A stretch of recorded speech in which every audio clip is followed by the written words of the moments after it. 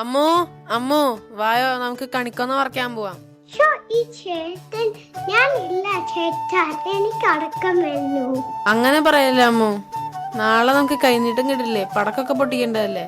അത് ശരിയാണല്ലോ ചേട്ടാ, എന്നാ ഞാനും കൂടാം. പെട്ടെന്ന് വായോ, തീരുന്നതിന് മുൻപ് പോയി പറിക്കാം.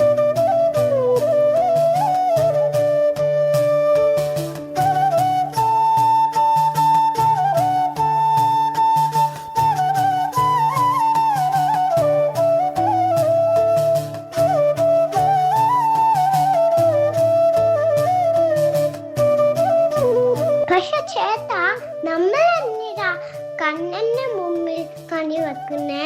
അത് കഥയൊക്കെ എനിക്കറിയാം, പക്ഷെ അമ്മ ശരിക്കും പറഞ്ഞുതരും. വാ, നമുക്ക് അമ്മോട് ചോദിക്കാം.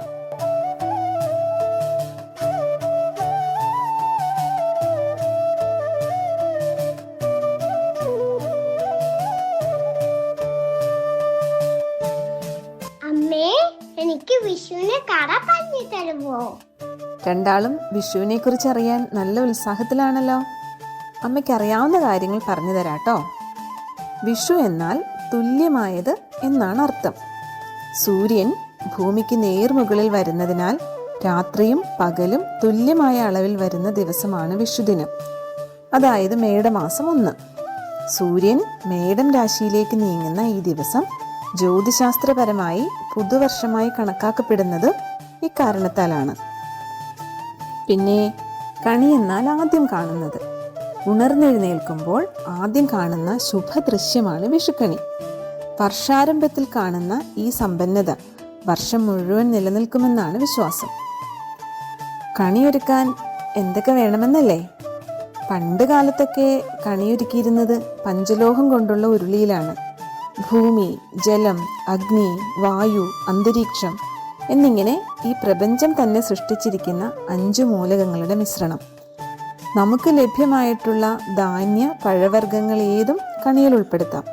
എങ്കിലും സമുന്നതിയുടെ അടയാളമായ സ്വർണ്ണവർണ്ണത്തിലുള്ള കണിവെള്ളരിയും മറ്റ് ഫലവർഗ്ഗങ്ങളും കർണികാരവും കോടിമുണ്ടും പൊന്നാണയത്തൊട്ടും അറിവിൻ്റെ അടയാളമായി ആധ്യാത്മിക ഗ്രന്ഥവും കണിയിലെ പ്രധാന ഇനങ്ങളാണ്. നമുക്ക് നല്ല രീതിയിൽ ജീവിക്കാൻ ആവശ്യമായ എല്ലാ കാര്യങ്ങളുടെയും ഒരു നിറകാഴ്ചയാണ് വിഷുക്കണി. ആ സമൃദ്ധിയുടെ ഒരു കൈനീട്ടമാണ് മുതിർന്നവർ കുട്ടികൾക്ക് നൽകുന്നത്. ഇനി ഭഗവാൻ കൃഷ്ണന് വിഷുവുമായി എന്താണ് ബന്ധം എന്നല്ലേ നിങ്ങളുടെ സംശയം? പുരാണങ്ങൾ അനുസരിച്ച് ഭഗവാൻ വിഷ്ണുവിൻ്റെ അവതാരങ്ങളുമായി ബന്ധപ്പെട്ടതാണ് വിഷുക്കഥകൾ. ശ്രീകൃഷ്ണൻ നരകാസുരൻ എന്ന ദുഷ്ടശക്തിയെ നിഗ്രഹിച്ച ദിവസമാണ് വിഷു എന്ന് ഒരൈതിഹ്യമുണ്ട്. തിന്മയുടെയും അഹങ്കാരത്തിൻ്റെയും മേൽ നേടിയ വിജയത്തിൻ്റെ ആഹ്ലാദമാണ് വിഷുനാളുകളിൽ പടക്കം പൊട്ടിച്ചും പൂത്തിരി കത്തിച്ചുമൊക്കെ നമ്മൾ പ്രകടിപ്പിക്കുന്നത്. ഇങ്ങനെ തിന്മകളെയെല്ലാം നിഗ്രഹിച്ച് സന്തോഷവും സമാധാനവും നിലനിർത്തുന്ന ദൈവം നമ്മുടെ ഉള്ളിൽ തന്നെയാണുള്ളത്. പുഞ്ചിരി തൂകി നിൽക്കുന്ന കണ്ണനോടൊപ്പം സ്വന്തം പ്രതിബിംബം കണിത്തളികയിലെ കണ്ണാടിയിൽ കാണുന്നത് ഈ സങ്കല്പത്തിലാണ്. വിഷു കേവലം ഒരു ഉത്സവം മാത്രമല്ല, പ്രകൃതിയെയും കാർഷിക സമ്പന്നതയെയും ദൈവവിശ്വാസത്തെയും ഒരുമിപ്പിക്കുന്ന സാംസ്കാരിക അടിത്തറയാണ്. ഇന്നത്തേക്ക് കഥ ഇത് മതി. ഇനി രണ്ടാളും വേഗം പോയി കിടന്ന് ഉറങ്ങിക്കോ. നാളെ വെളുപ്പിനെ എഴുന്നേറ്റ് കണി കാണേണ്ടത്.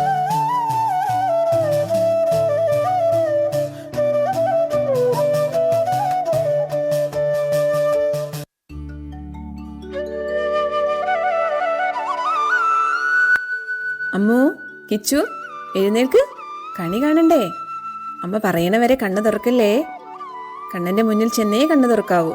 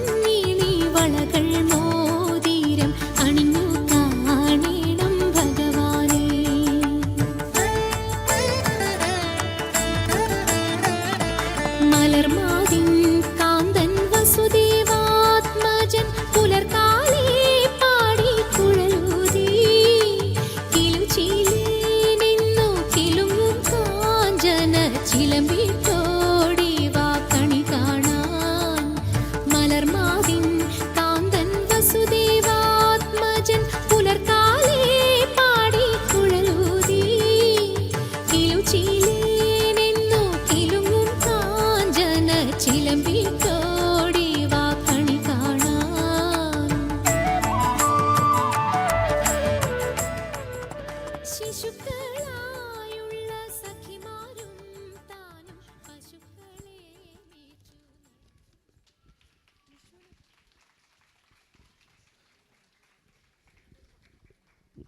സമൃദ്ധിയുടെ പ്രതീകമായ വിഷുക്കണി നാം എല്ലാവരും കണ്ടു. നമ്മുടെ ഹൃദയങ്ങളിൽ ഐശ്വര്യവും സമൃദ്ധിയും സമ്പന്നതയും ഉണ്ടാവട്ടെ എന്ന് നമുക്ക് ഹൃദയംഗമായി ഈശ്വരനോട് പ്രാർത്ഥിക്കാം. നമ്മൾ വിഷുവിൻ്റെ ചരിത്രം കേട്ടു. നമ്മുടെ ഉള്ളിലുള്ള നന്മകളെ സ്വാംശീകരിക്കാൻ ജഗദീശ്വരൻ നമുക്ക് വേണ്ടി അവതരിപ്പിച്ചു തന്നിരിക്കുന്ന ഈ സന്തോഷകരമായ നിമിഷത്തെ നമുക്ക് ഒത്തുചേർന്ന് സന്തോഷത്തോടെ കൈക്കൊള്ളാം. Thank you. എല്ലാവർക്കും കേരള അസോസിയേഷൻ ഓഫ് ടൗൺസിലിൻ്റെ വിഷു ഈസ്റ്റർ ആശംസകൾ.